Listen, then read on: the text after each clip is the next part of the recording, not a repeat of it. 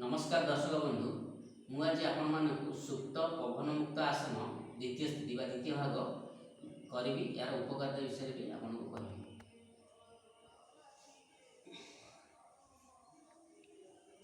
सुप्त पवन मुक्तासन प्रारंभिक स्थिति रे सोई रुह।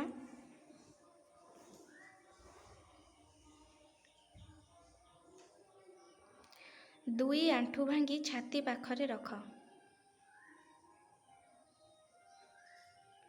दुई हाथ छंदी दुई आंठुर ठीक तलकू चापी धर।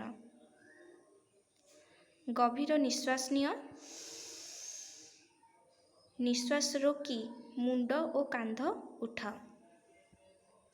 यही स्थिति रे आमे निश्वास को रोकी दबा और नाक को दुई आंठु मझी खोला जगार रखिबा।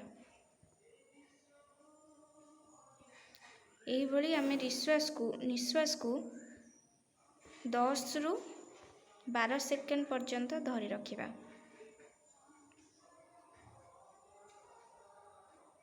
यही स्थिति रे आमे किछि सेकेंड पाई मध्य रहिबा।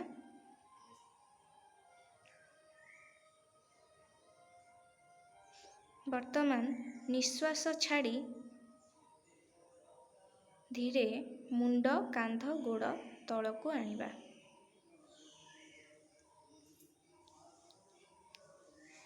यही अभ्यासटी को आमे 3 थर कले तार सुफल पाई परिबा। आपण चाहे यह को अधिक थर भी करि परिबे।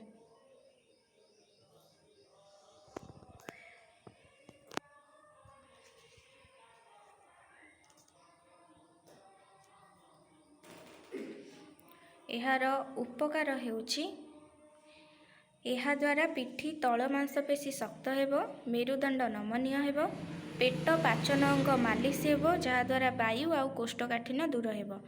श्रोणी मांसपेशी और प्रजनन अंग मालिश हेबारु आमर क्लीबत्व बंध्यात्व और ऋतुस्राव समस्या उपकार मिलिबो। एहा सहित आम मेरुदंड आउ श्रोणी अंचल प्रभुत लाभ हेबो यही सुप्त पवन मुक्तासन माध्यम। यार गोटे सजागता बा विपरीत सूचना रही जोटा कि आमर रोचे उच्च रक्तचाप, साइटिका, स्लीपर डिस्क परी अत्यधिक पिठी पीड़ा थिले यही आसन करिवे नहीं।